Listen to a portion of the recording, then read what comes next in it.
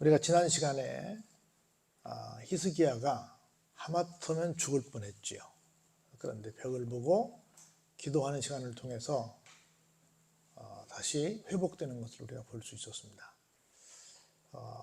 하마터면 죽을 뻔했던 죽다 살아난 히스기야가 인생이라는 것이 이런 것이구나 라고 하는 것을 고백하는 죽다 살아난 사람의 이야기를 우리가 한번 보면서 인생은 이런 거구나, 살아있는 사람은 이런 사람이고 죽은 사람은 이런 사람을 가리켜서 죽은 사람이라고 하는 거구나 라는 걸 생각해 보시면서 살아있는 것이 뭐고 죽은 것이 뭔가 한번 우리가 죽으면 안 되지만 죽음에 대해서 한번 생각을 해보는, 한번 간접 경험해보는 시간을 갖기를 바랍니다. 첫 번째 우리 9절에 이렇게 시작합니다. 유다왕 히스기야가 병들었다가, 여기 병들었다는 단순히 그냥 조금 앓다가 일어나는 게 아닙니다. 죽을 뻔했다가, 사실은 사형 선고를 받았죠. 큰 병에 들었다가 그의 병이 나은 때에 기록한 글이 이러하니라. 하마터면 죽을 뻔했어요. 그렇다 극적으로 살아나서 쓴 글이야.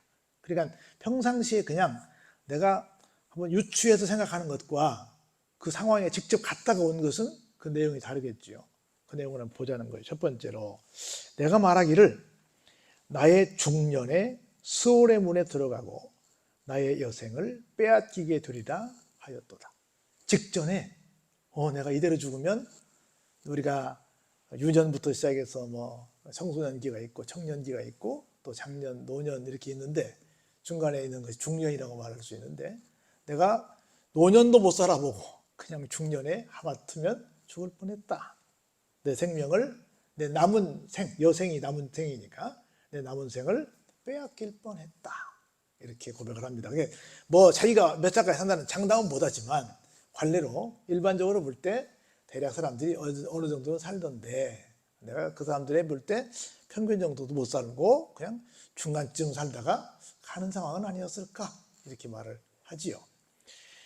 자, 볼까요? 내가 또 말하기를 내가 다시는 여호와를 배웁지 못하리니 산자의 땅에서 다시는 여호와를 배웁지 못하겠고 내가 세상의 거민 중에서 한 사람도 다시는 보지 못하리라 하였도다. 두 가지 말하죠. 죽은 자는 이 땅에서, 죽은 자는 산 상태에서는 하나님을 뵐 수 없죠. 당연한 얘기죠. 그리고 죽은 자는 이 땅에 70억 명이 있다고 하더라도 이 땅에 있는 많은 사람들을 볼 수 없지요. 여러분들 보고 싶은 사람들 살아있을 때 많이 보시기 바랍니다. 죽으면 볼 수 없습니다. 누구도 볼 수 없어요. 그렇게 많은 사람들이 있는데 볼 수 없습니다. 자, 볼까요? 나의 거처는 목자의 장막을 거둠같이 나를 떠나 옮겨졌고 직공이 배를 걷어 마름같이 내가 내 생명을 말았도다. 주께서 나를 틀에서 끊으시리니 조석간에 나를 끝내시리라. 내 인생이 내 육신의 장막 지금 나라는 거야. 보니까 어때요?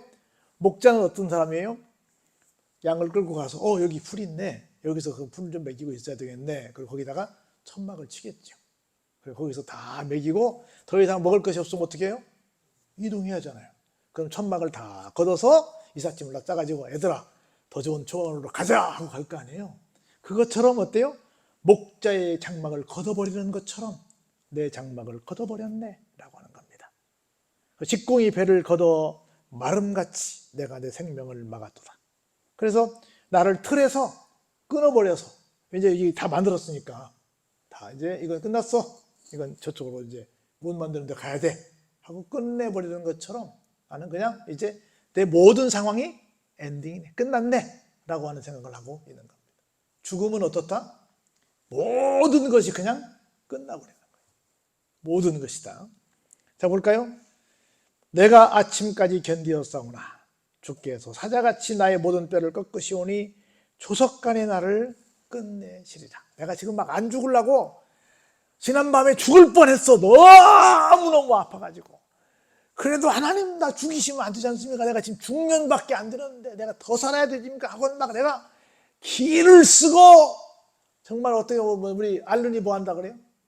죽는다 그러잖아요. 알른이 죽는다 해서 지난밤에 그냥 죽어버릴까도 생각도 해봤어. 너무 힘드니까. 그런데 그러면 안 되지, 하나님 살려주세요 하고 아침을 맞이했어. 그래가지고 야, 아침이 됐으니까, 새날이 됐으니까, 새 생명을 얻었으니까 아침에는 내가 정말 새 생명, 건강한 생명을 갖고 내가 살 수 있겠지라고 기대하고 아침을 맞았는데 그 아침이 어제보다 더 나아요? 못해요? 더 나빠졌어. 볼까요? 어때요? 아침까지 견디었는데 주께서 사자같이 나의 모든 뼈를 꺾어버렸어. 어젯밤이 차라리 나은 거야. 오늘 더 힘들어진 거야. 꺾으시오니 조석간에 나를 끝내시리라. 하루 만에 그냥 완전히 나를, 어제까지 그 며칠 동안 버텨왔는데 더 이상 오늘은 못 넘기겠다. 여러분 그 병원에서 그 얘기 하잖아요. 오늘 좀 넘기시기 어려울 것 같은데 빨리 연락해서 준비하시라고 그런 얘기 하잖아요. 똑같은 얘기를 하는 거야.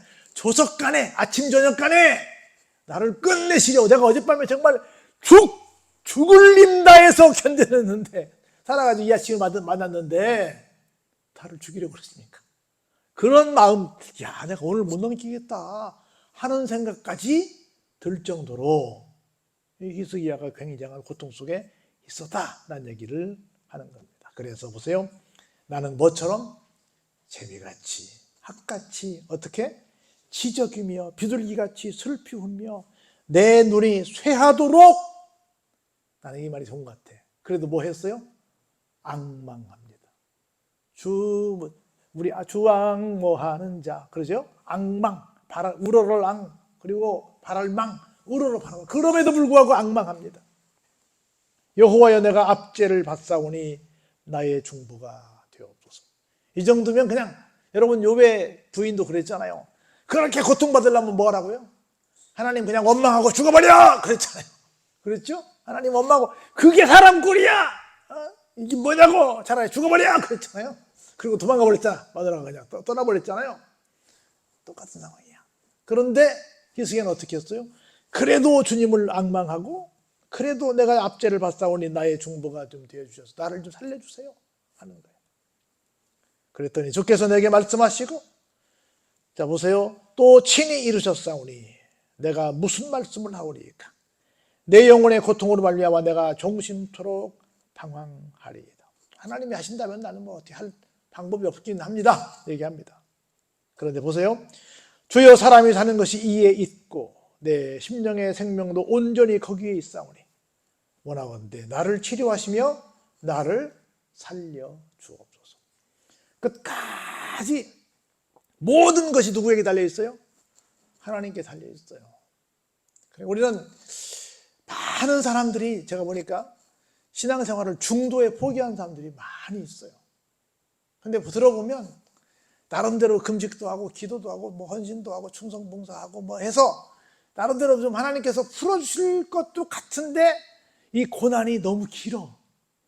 그래서 못 견디고 그냥 이런, 여러분 천하의 주기철 목사님도 그런 기도했어요. 하나님, 제가 고통이 어느 정도 좀 기한이 있다면 내가 기꺼이 고통을 감내할 수 있는데 이 고통이 한 달이 가고 1년이 가고 몇 년이 간다면 천하의 이 주기철 목사도 이 고통을, 이 고난을 감당할 수 없습니다. 이 고난을 좀 줄여주세요. 이렇게 기도했어요. 천하의 주기철 목사님도. 그런데 여러분 생각해 보세요. 누가 길어지면 그래도 끝까지, 속된 말로 시험에 들지 않고 끝까지 견딜 수 있겠어요? 쉽지 않습니다. 쉽지 않아요. 그래서 많은 사람들이 중도의 신앙을 포기해요. 여러분들 어떤 경우에도 한번 해볼까요? 신앙을 포기하지 맙시다. 어떤 경우도 포기하지 말길 바랍니다. 끝까지 가보세요. 반드시 좋은 날이 있습니다. 내가 볼 때 우리 그러잖아요. 오늘날 우리에게 시험에 빠지지 않게 해달라고 그러잖아. 시험에 빠지지 않게 해달라고, 유혹에 빠지지 않게 해달라고. 유혹 시험이 뭐예요? 다 결론은 믿음에서 떠나게 하는 거예요. 어떤 경우에도 우리는 아무리 손해를 보고 모든 걸 다 잃어버려도 믿음은 버리지 말라는 거예요. 할렐루야. 여러분들 그걸 확실하게 여러분들의 인생의 모토로 삼으시길 바랍니다. 인생의 목표로 삼으시길 바랍니다. 어떤 경우도 틀림없이 좋은 날 옵니다. 그래서 이게 훌륭한 거야. 그래도 제발 좀 나를 치료해 주시고 나를 좀 살려주세요 라고 합니다. 보옵소서, 내게 큰 고통을 더하신 것은, 17절을 같이 한번 볼까요? 시작. 하나님 보세요. 내게 큰 고통을 더하신 것은 내게 무엇을? 평안을 주려 하십니다. 주께서 내 영혼을 사랑하사 멸망의 구덩이에서 건지셨고 내 모든 질을 어디? 주의 등 뒤에 던지셨나이다. 여기서 주님은 하나님이세요. 구약이니까. 하나님이 예를 들어서 우리처럼 형상을 갖고 계시다고 한다면 하나님은 등치가 얼마나 할까요? 지구보다 크지. 우주보다 크죠. 그렇죠? 이걸 만드셨으니까. 여러분 사람이 만들 때 내가 대부분 물론 나보다 큰 것도 만들지만 내 마음대로 쥐락펴락 하는 걸 만드는 거 아니에요? 하나님이 그렇게 크십니다. 그렇게 크신 분의 등 뒤로 던졌다. 그러면 등 뒤로 찾아가서 그걸 찾아올 수 있을까요? 뭐 너무 커서 찾아올 수 없지. 그렇죠? 얼마나 멋있는 말씀이에요. 나의 죄를 주님의 등 뒤로 던졌다는 건 절대로 어떻다? 찾아올 수 없다. 완전히 하나님께서 기억도 안 하신다는 거야. 그러면 기가 막힌 말씀을 하세요. 하나님께서 나에게 큰 고통을 더하신 것은 무엇을 주기 위해서? 이놈 너 죄졌으니까 한번 죽을 고생해봐라. 이놈하고 너 쌤통이다 가 아니라 뭐라고요? 나에게 평안을 주려 하시라. 얼마나 역설적인 얘기예요. 큰 고통을 주셨는데 큰 고통을 주신 목적이 뭐라고요? 평안을 주시기 위함이라는 거예요.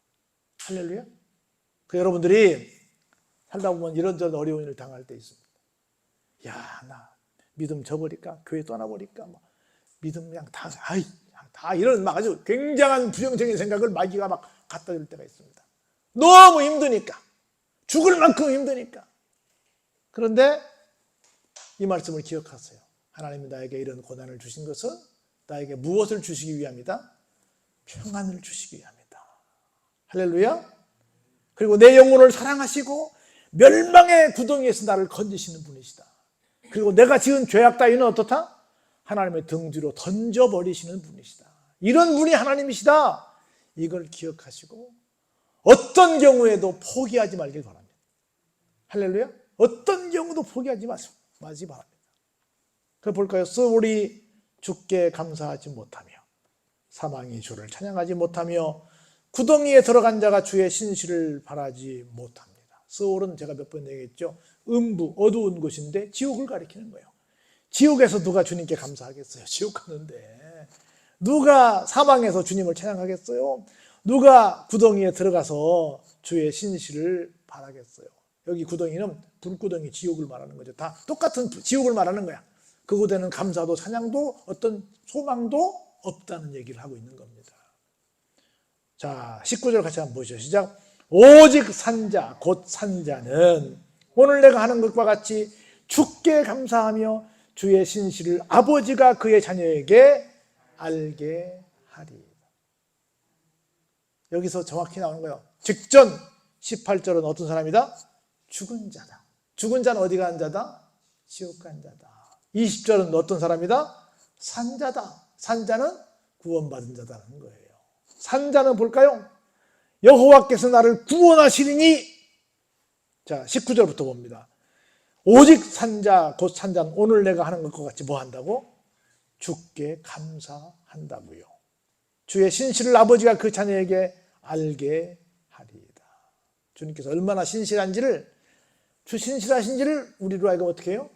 알게 해 주신다는 겁니다. 그러니까 고난이 고난으로 끝나지 않습니다. 신실이라는 말은 다른 말로 충성이라는 말도 돼요.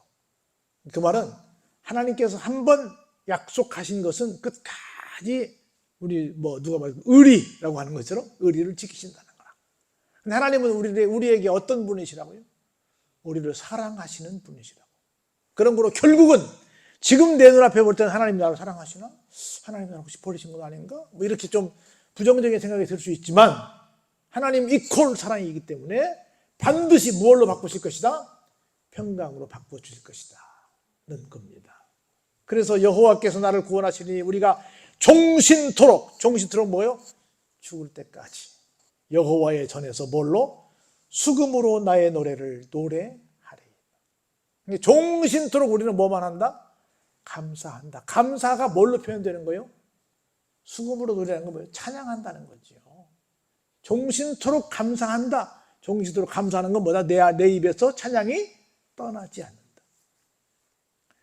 감사하기는 또 여러분 기억하세요. 하나님께서는 찬양하는 것, 찬양 한 번 할 때 황소 2마리를 드리는 것보다 더 낫다고 말씀하셨어요. 그리고 두 번째는 제가 볼 때 천국에 가면 없는 것들이 많이 있습니다. 첫 번째, 천국에 가면 교회가 없습니다. 천국에 가면 다른 어떤 교회 직분이 없습니다. 단 하나만 있을 것 같아요. 뭐가 있을 것 같아요? 성가대만 있어. 찬양대만 있어요. 왜? 세세무궁토록 하나님을 찬양하니까. 이제 여기 명진은 거기 가서 드럼 칠 거야. 세세무궁토록 가서 찬양하는 거야, 하나님을. 하나님을 찬양하는 일만 있지 다른 건 아무것도 없어, 천국 가면. 찬양대만 가 있는 거예요. 얼마나 감사하겠어요. 그래서 종신토록 뭐예요? 하나님을 찬양, 수금으로 하나님, 악기로 하나님을 찬양하는 거야. 할렐루야. 어떤 사람이? 산자가. 오늘 여기 여러분들 와서 찬양했는데 여러분 왜 찬양했어요? 산자이기 때문에. 죽은 자는 찬양 못합니다. 여러분 신기하게도 대학교 국문학과 교수도 기도 못해요. 기도하라고 하면 기도 못합니다.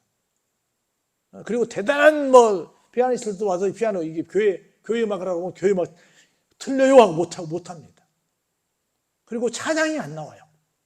여러분 입에서 찬양이 나오는 것은, 찬송이 나오는 것은 이건 기적이에요. 안 나와요. 너무너무 감사한 거예요. 누구만 할 수 있어요? 산자만. 영적으로 살아있는 자만 할 수 있는 일이야, 이게. 여러분들의 입에서 찬양이 나오는 게 얼마나 감사한지 몰라요. 아까 우리 태훈이가 노래 부르는데 주의 이름 높임대 보니까 여기 이런 가사가 아까 태훈이가 하더라고요. 보니까 뭐라고 나오냐면 따스한 성령님 마음으로 보내잖아요. 근데 이 따스한 성령님 할 때 태훈이 목소리 들어봤어요? 얼마나 목소리가 따스했는지? 이야, 태훈이 목소리하고 딱이다 내가 그랬다니까. 따스한 성령님 하는데 태훈이 목소리가 따뜻한 거야. 그래서 야, 역시 살아있다 내가 그랬어요. 살아있다. 살아있네. 그래서 살아있는 사람만 뭐 할 수 있어요? 감사하고 찬양할 수 있고, 어떤 경우에도 뭐예요? 포기하지 않고 끝까지 하나님 나를 살려주세요 라고 얘기할 수 있는 거예요. 그래서 결론 보세요. 이사야가 이르기를 한 뭉치 무화과를 가져다가 종초에 붙이면, 아픈 환부에 붙이면 어때요?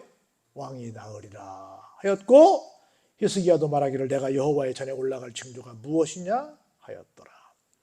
그러니까 죽을려다 살아났어. 이미 살아난 얘기를 자기가 이제 시로 이렇게 쓴 거야, 글로. 그런데 어떻게 고쳤냐 하니까 이렇게 하나님께서 다시 주의 종을 움직여가지고 그 종초액을 붙여라 해서 낫게 하는 거예요. 나았다는 얘기를 하는 겁니다. 그리고 나은 후에 이 사람이 죽을 뻔했는데 얼마 만에 됐냐면 나은 3년 후에 자기 아들을 낳아요. 그러니까 3년 후에 아기를 낳으니까 그냥 겨우 회복된 게 아니라 아기를 낳을 정도로 건강한 사람으로 회복이 된 거예요. 하나님은 그렇게 하십니다. 여러분들이 기억하시고, 살아있는 것과 죽어있는 것이 이렇게 차이가 크구나. 나는 살을까 죽을까 한번 생각해 보시기 바랍니다. 살고 싶어요? 죽고 싶어요? 살고 싶어요? 우리 살아야 됩니다. 살아있는 사람으로 정말 생동감 있게, 정말 다이나믹하게 한번 살았으면 어떻게 했나 싶은 겁니다.